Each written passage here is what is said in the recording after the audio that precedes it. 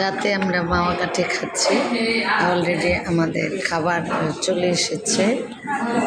ইলিশ ভাজা দেখা ইলিশ ভাজা,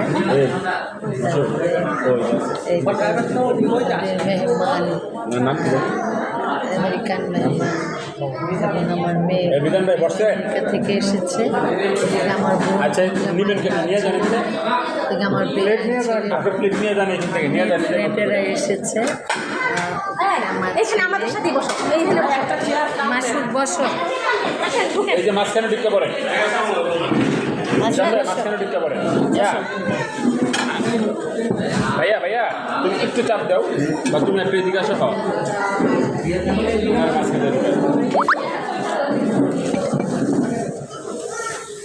মাঝখানে